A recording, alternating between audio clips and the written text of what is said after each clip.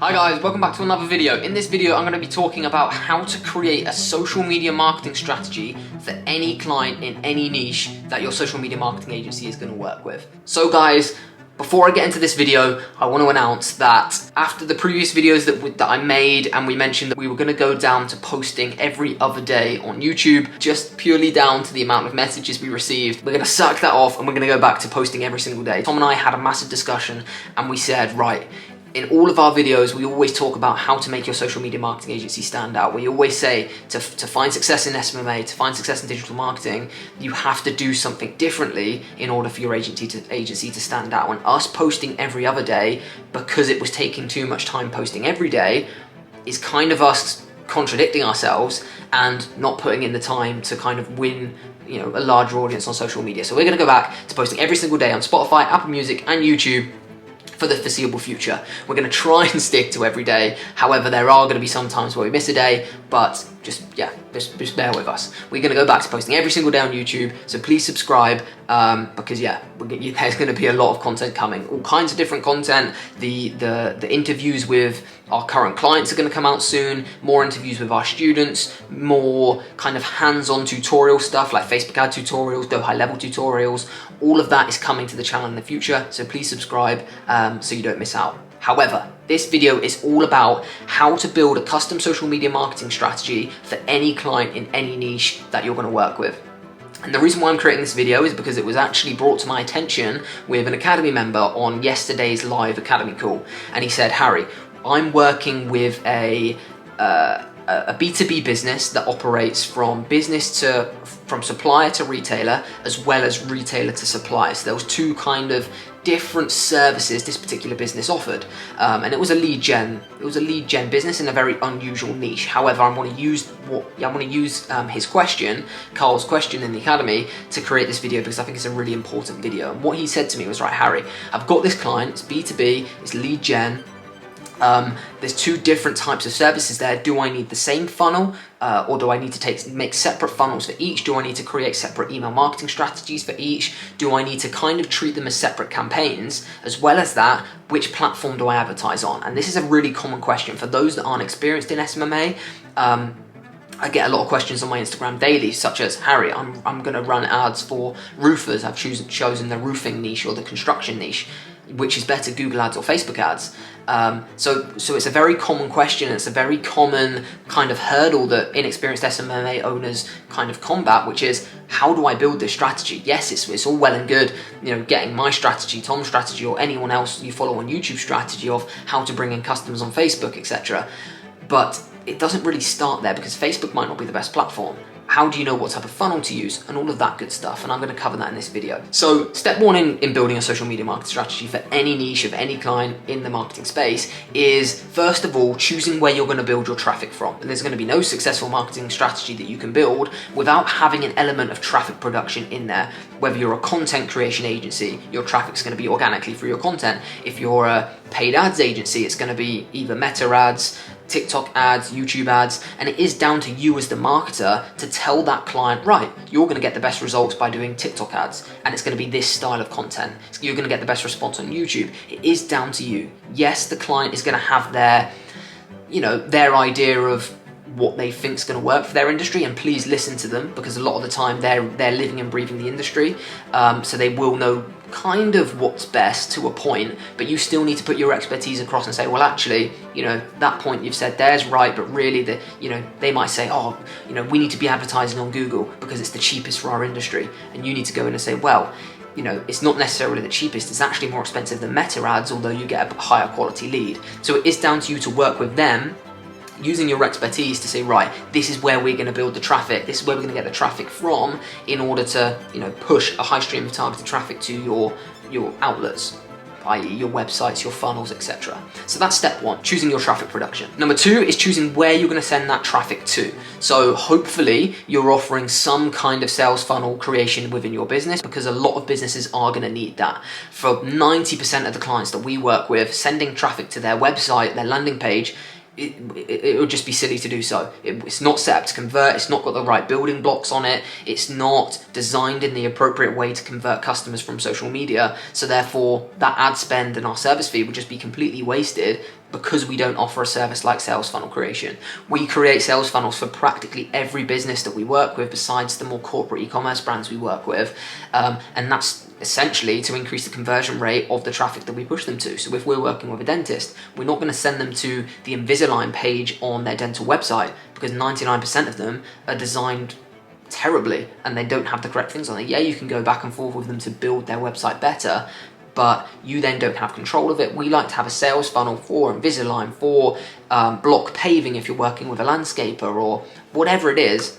Have a sales funnel, you have complete control over it. You don't have to go back and forth with a developer to add the pixel, the conversions, the DNS records, all of that stuff can be solved with your sales funnel. Not only that, you know it's going to be designed to convert. If there's any issues with the traffic going there, and you can see, right, there's a leak in the funnel here, which is why the conversion rate isn't as good as it should be for the click-through rate we're seeing on the ads.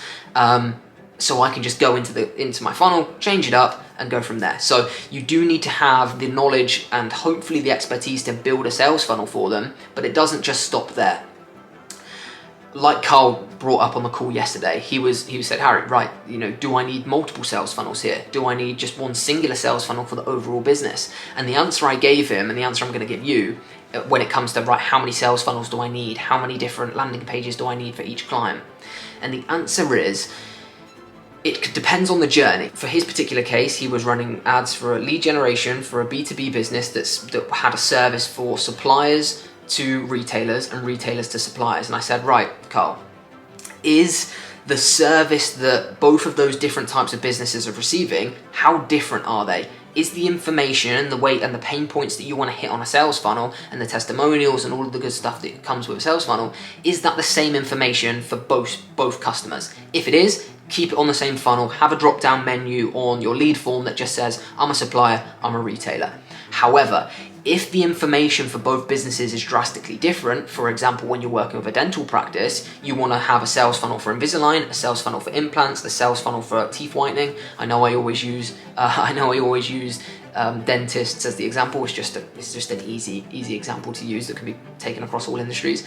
And the reason why we have an Invisalign funnel, an implant funnel, and a teeth whitening funnel is because the information is so different. People that are going for Invisalign have very different pain points to be hit, very different problems than someone that need implants. They've got crooked teeth, they've got missing teeth. So the information needed on the funnel, it would be silly to have just, a general dental funnel, because majority of that information isn't going to be valid for both customers. So that's kind of how you want to choose, right, this is how many sales funnels I need, is by, right, these are the service we're pushing. And you're not going to push every service that a business offers. You'll work with a client, so I'll go back to a dentist again, and you might only be running ads for Invisalign because they need more Invisalign customers and their implant surgeons fully booked. So you don't need to have all the information on that sales funnel. The sales funnel is to sell one product, one service, and only have one action on there with no leaks to other parts of the website.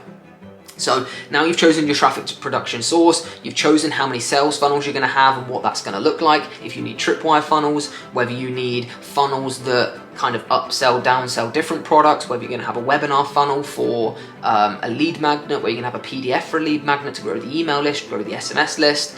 That's kind of what you need to think about there. And once you've got that in place, you can move on to the next stage. So the next stage, and this purely depends on what services you're offering. If you're offering email marketing, then you are going to have to build separate email marketing sequences, separate email marketing strategies depending on the funnels. For example, if you're doing a lead magnet, a PDF, a webinar, you're going to have an email sequence and the email infrastructure around that webinar that's going to push them to their high ticket products or services. And that's going to be a very different sequence than someone who submits their lead information on your high ticket offer lead generation form, because they're also going to need a sequence. So you're going to have to plan, and this is why it's so crucial to have that strategy session when you first start working with a client, to then tell them how long it's going to take until you get everything up and running. Because if you're running multiple lead magnets, you're running multiple different services that all link together to one high ticket offer, that's going to take a lot. That's going to take a lot of your time in comparison to one simple lead generation funnel, one ad campaign to get leads coming through. So that's why it's so important to have that strategy session beforehand, getting the client on an initial strategy call after they've signed the contract and paid their invoice to say, right, this is what we're going to do. This is the strategy. Do you understand what's happening? I understand what's happening. Let's go from there. And finally, the final piece of the marketing strategy is how you're going to tie all of that together. So you've got your Facebook ads set up, you're sending that to a funnel, and you're doing the emails on the back end. Right, how are they going to convert, especially for lead gen, how are they going to convert these leads? Have you got a go high level sequence set up? Have you got a CRM in go high level set up? Or are you using Pipedrive? Have you told them about the follow-up process that they need to stand by? Are they following up every lead within 5 minutes, multiple touch points with that lead over 2 or 3 days? What emails are being sent to those leads to get them to book in? Is there a Calendly link that people can actually book an appointment? How are you going to convert those leads that you're bringing in through the strategy we've just mentioned and convert them into real appointments that the business or the client can then come in and close into paying customers? Like, what does that look like? And you need to have that strategy in place, and that's going to look very different when you're working with a dentist to a menopause supplement brand. There needs to be some conversion strategy on the back end, whether it's retargeting with an e-commerce brand, whether it's an automated sequence through go high level to follow up your lead gen leads. Like, you need to have that's kind of the most important part, because if you do everything up to that stage and you don't have your retargeting for your e-commerce clients, you're going to lose loads of sales. If you don't have abandoned cart email set up, you're going to lose sales. Then for lead gen, if you don't have a follow-up sequence, you don't have you've not had those meetings with your clients to say how important it is to follow up all of these leads, you're gonna make them not make as much money. So there are kind of 4 pieces of the overall social media marketing strategy: what to look out for, what you need to think about before you work with a client. You probably don't need to think of this too far in advance. It would be useful if you knew this on the presentation and kind of include it in your pitch. That would be amazing, because you're going to blow away the client. However, if you don't and you manage to close them without kind of putting this in-depth strategy together, then just make sure you have it for that first strategy session. Like, once you've signed them, go away, build a strategy, come back with them, almost pitch the strategy again, even though they've already paid, and say, right, this is the plan of action. It is down to you as a social media marketer to come to them with that plan of action. Otherwise, you're leaving it up to fate, or you're leaving it up to God knows what to put the strategy in place. So hopefully you enjoyed that video, guys. Our previous video was Tom going through our cold calling strategy. He gives away the cold calling strategy spreadsheet, how to track your cold calls, how to input all of your leads to manage them through your cold calling. And that's a spreadsheet from the Academy, and that's a video that has been replicated from the Academy. So super good watch. If you're starting to cold call, that spreadsheet is going to be so essential for you to track your productivity, keep you accountable, and see how you're getting on with your cold calls. So give that video a watch, guys. Like I say, we're back posting every single day on Spotify, Apple Music, all the audio platforms, and YouTube. So keep an eye out. And yeah, I'll see you tomorrow at 9 a.m.